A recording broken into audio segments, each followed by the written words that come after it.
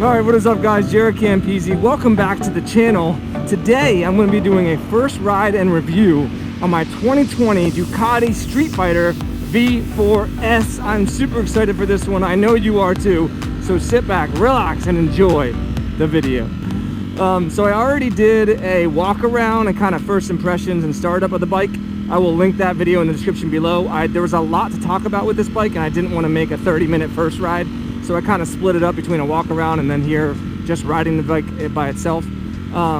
So first things first, this is the same exact motor as the Panigale V4, 1100cc Desmo Sedici V4 motor, putting out 208 horsepower, something like 90 foot-pounds of torque, and it's just an insane platform. It really is. This one is tuned slightly different to give it more low-down power and grunt, and I can totally tell. It even actually has a different sound. It sounds really good if you hear this. It sounds awesome. Has a little bit like lower, meaner sound to it. It does have full electronics that they basically took right off the V4S, which is super cool. So you get everything. If I go into the mode selector here, there you can see the rider modes. I'm in sport mode, but you got traction control, cornering ABS, wheelie control, slide control, engine braking control, up and down quick shifter. It even has dynamic suspension controls. So this isn't, I will say, this is not a pure first ride. Obviously, I've ridden this bike. Oh, I'm not sure if you guys could hear that, but it does have cylinder deactivation. So one of the issues with the Panigale series and main Ducati sport bikes in general is it can get hot under your butt. This one actually kills the rear cylinders when you're sitting at idle to help keep it from getting so warm. And I will say I put about 200 miles on this bike and I really haven't had an issue with heat at all, which is a major improvement. That is one of the things that I didn't like about the 1199, 1299, and the V4 Panigale. They did improve it a little bit on the V4 Panigale, but it was still something that had to be addressed. So I'm glad. Oh my God. I'm glad that they did something about that and they listened to the community because, like I said, it's about 80 degrees today in Southern California. I haven't had any heat at all. I haven't sat in a lot of stop and go traffic, but I really don't think it's an issue. Man, overall guys, I just gotta say, this bike is absolutely incredible. So let's talk about the riding position.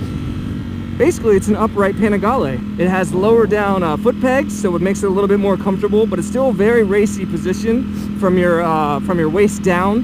When it comes to the handlebars, they are higher, obviously, they're not clip-ons. And they're really wide, and also you sit up pretty high on this seat, so you're in a very, like, I don't want to say street fighter position, but you're just in a very good position on the bike. You can see everything really well. You're up like a little bit higher than the cars around you, and you just have a lot of control. Like, look at that control that I have to just flick this thing around, and that's really useful for low everyday riding, low speed everyday riding. God, it is so good. But so as I increase my speed, brings me to one of the things that I don't like about the bike, and that is the lack of wind protection. Other companies have done street fighters or naked bikes, and they were still able to have a little tiny bit of a fairing up here, which goes a long way. The Tuono, for example, that I did a build series on, I really didn't have wind problems on that bike. Naked bikes, you're really not supposed to be going over 100, 120 miles an hour, so, you know, they're not made for crazy highway speeds, but you should still have some sort of wind protection if possible. And I'll tell you on this one, guys, no matter what you do, you really just cannot get, this is with my butt all the way back on the seat, crouched all the way down, and I'm sure you can still hear it. There's really no way to get around the wind.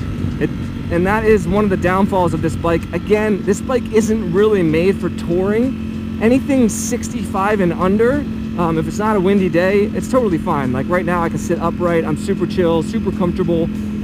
But yeah, the wind is an issue on this bike. It's fine if you're like riding spirited and you go fast and you tuck in and then you slow back down again. But for extended highway miles on this bike, you really just don't want to do it. It's not what it was made for, and it just doesn't feel good. So that is one of the things that I don't like about the bike. And actually, I'll just tell you the other thing that I don't like about the bike. We'll just get them out of the way. There's really only two things. The fuel consumption. So this is a 4.3 liter gas tank, which is pretty standard on motorcycles. And I've been getting about 36 to 40 miles per gallon, but the problem is the gas light comes on when there's a gallon left, which means at about 80 miles per 80 miles, the gas light comes on. I've been having to fill this thing up. I've barely been getting 100 miles per gallon on the bike.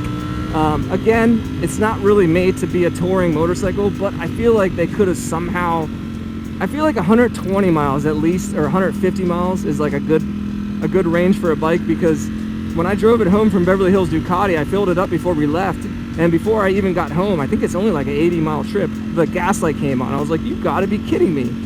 Now, again, not a big deal, but one of the things I don't like about it, and also it doesn't have a fuel gauge. I feel like it should have a fuel gauge. For $24,000, just put a fuel gauge on there. I feel like they probably didn't, because everyone would cry when they filled up their bike and they saw that they only had 100 miles.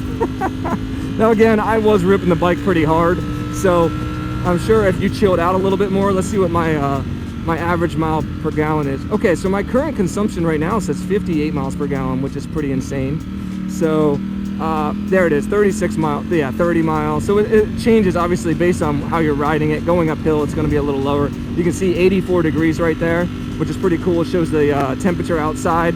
There's my average speed, and I think that's my average consumption, 36 miles per gallon. So again, 36 times 4 gallons should be like 120 gallons, 140 gallons, but I really haven't been seeing that. So yeah, 194 miles on the odometer so far, and man, I gotta say, overall guys, I've been really enjoying this bike.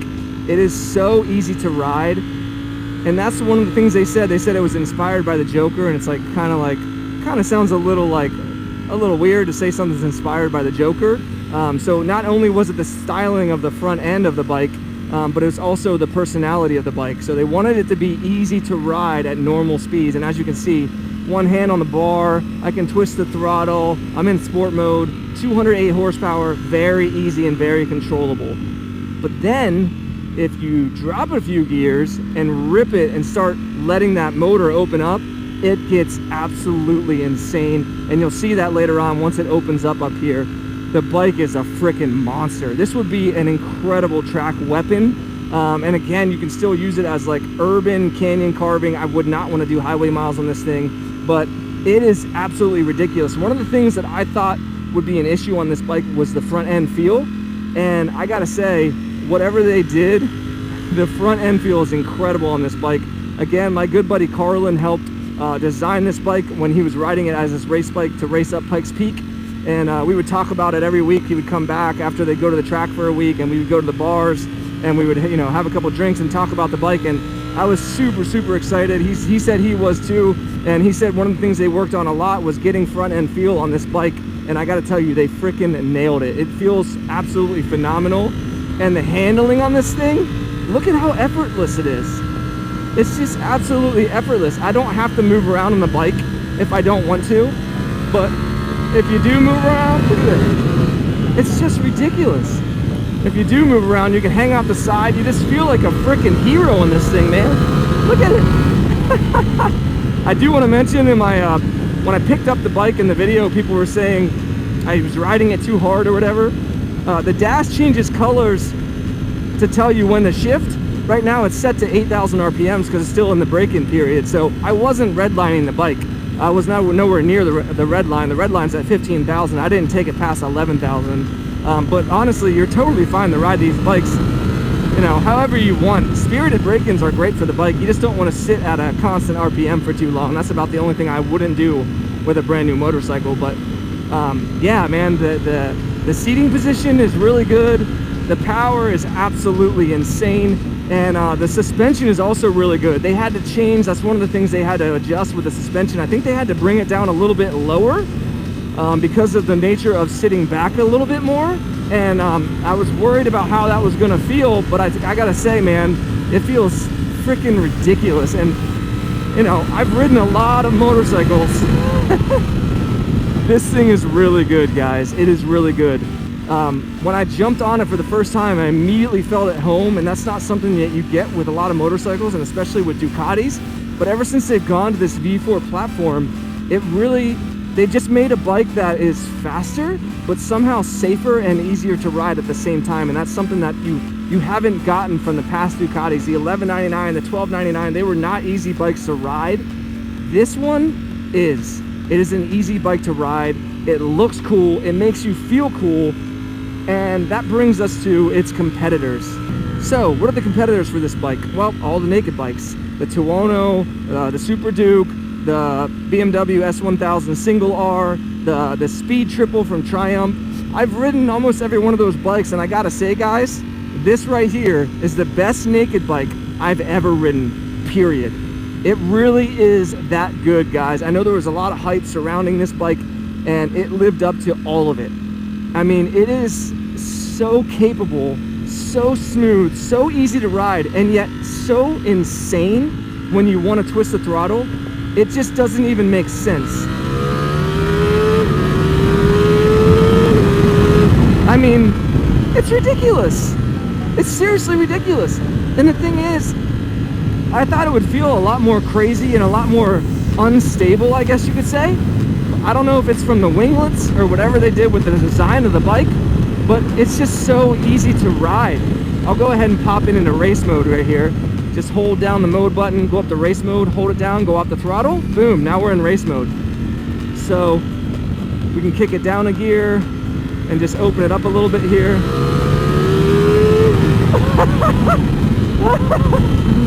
It's ridiculous, guys. Look at this. Look how easy it is.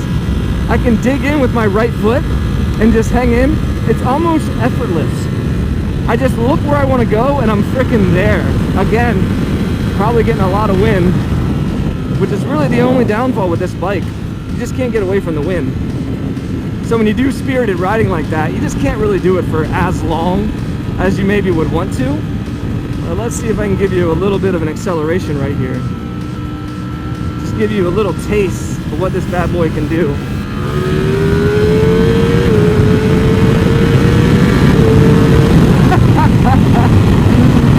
Oh my God. Oh.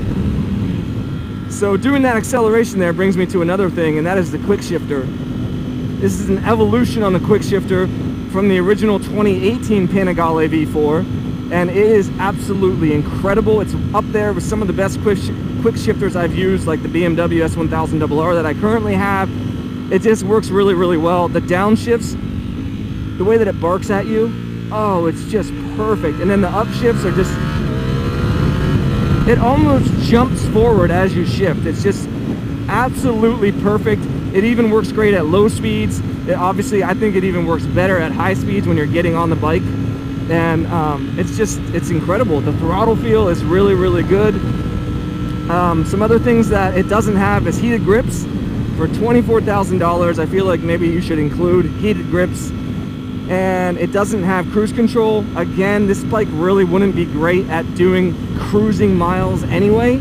So that's not personally a deal breaker for me. But for some people who maybe want to get this bike and have it be their one bike and do everything, you know, maybe that would be a little bit of a bummer. Other bikes like the Tuono, even the S1000 Single R, they do have those features. And they are a little bit less expensive. But it's not a freaking naked Ducati. The seat's really nice too. So when you're starting to get a little bit more aggressive with your riding, it's nice to be able to slide back, and the seat has enough room to do that. And it's even kind of got like areas where you can kind of hang one ass cheek off and it sits in a pocket, similar to the RSV4 and the Tuono. They have similar feels like that too. So this bike, I mean, it's so capable and so easy to ride, and it really does soak up bumps well around turns. That's something where bikes can get a little squirrely, but like, look at how effortlessly and how easy I can ride this thing. Look at this. Oh, almost T-boned that guy. Luckily this has insane brakes too, which I haven't talked about yet, but look at this thing, dude. And honestly, for a naked bike, they're known for, you know, floating the front end and pumping wheelies out and everything like that. The wheelie control, I don't know what the setting's on right now. Let's see if we can find it. Okay, so wheelie control's on 3, which is pretty low. I think it goes up to 6 or 8. I don't get a lot of wheel float at all, and again, that's probably part of the winglets there, but it doesn't really want a wheelie. Yeah, so it really does a good job at being rideable, and at the same time being super, super fun. You do have to twist the throttle though a little bit to get that fun, but man, when the power kicks in, it is ridiculous. And this road is the kind of roads you would want to ride this bike on, right? So canyon roads with nice sweeping corners, nobody around, you know, where you can do, you know, 50, 60, 70, 80, 100 miles an hour, and really let this motor sing, because it really comes alive over that 8,000 mark, you know. Look at that. God, it sounds so good, guys. It sounds like a MotoGP bike once it starts getting up into the revs. Man, it's so good. And the best part about it is, it's comfortable. I'm super chill. When you want to slow down and just chill out, you can do that, you know. On a sport bike, on the Panigale, you're always pitched over. The weight's always going to be on your wrist, and I think that's one of the reasons why this bike is going to be so popular, is because at the end of the day, we ride these bikes on the street. Let's be honest, 90% of the riding, 95% of the riding that we do, it's just normal street riding, you know. It's not every day that you even get conditions where nobody's around, where you find your favorite road, you know. Those days are few and far between. So to have a bike that can be comfortable to ride at normal everyday roads that we ride, and then, you know, when you find your favorite road or you find an open road, you can really open it up and rip it. That's a special bike, guys. And there's a reason why everybody is so excited for this bike, because it really is a special bike. They did a phenomenal job. Everyone's been looking forward to it, and I can tell you guys, if you've been thinking about picking up one of these bikes, or maybe you have one on reserve and you've been wondering, you know, because of the current situation, if you should pick it up or whatnot, you only live once, guys, you know, and something's gonna kill us. That's just the way it goes. For me personally, I don't live my life in fear. I live my life doing stuff that I enjoy, right? And you know, that's what this bike makes me think of, you know. It makes me think of Carlin. It makes me think of how talented he was, all the love that he put into this thing, how incredible he was at racing. And you know, if you're gonna go out as a legend and as a racer, that's the way you want to go out. You want to go out setting the world record on the course, right? And that's what this bike means to me. There's some people who get all weird about a bike that maybe, you know, someone wrecked and someone lost their life on. You know, that has nothing to do with the bike, man. That was just a fluke accident. The bottom line is, there is a piece of Carlin in this bike, and it makes me closer to him when I ride this bike. And for that reason, this is going to be a very special project for me. This is a bike we're going to be building and giving away, and of course I'm going to be doing a tribute to Carlin. It's not going to be a Carlin done edition or anything like that, but we're going to, you know, I talked to him, and we'll go into all that in another video. But yeah, it's a great bike, guys. So overall, what do I think of it? It's amazing, you know. There's really not much to not like about it. I mean, it's phenomenal. It really is phenomenal. It's a special machine, man. So again, if you've been thinking about getting one, go get one, man. Go get one and enjoy your freaking life, man. That's all there is to it. So Ducati, hats off to you. You absolutely crushed it. This is the best hyper naked available today.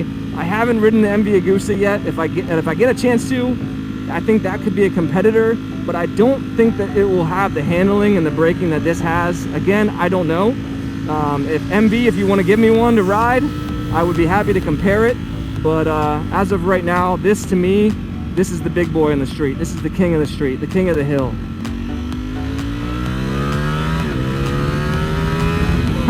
The screen went black. It was so badass. It's the little things, guys. It's the little things. But yeah, I think that's going to do it for this video, guys. I hope you enjoyed it. Again, if you're interested in being entered to win this bike and helping support the project, check out the Patreon page. It's always the first link in the description below. If you like what we're doing here, if this video was helpful, give it a big thumbs up. That really helps me out. Subscribe for more, and I will see you guys in the next one. Woo! Oh yeah.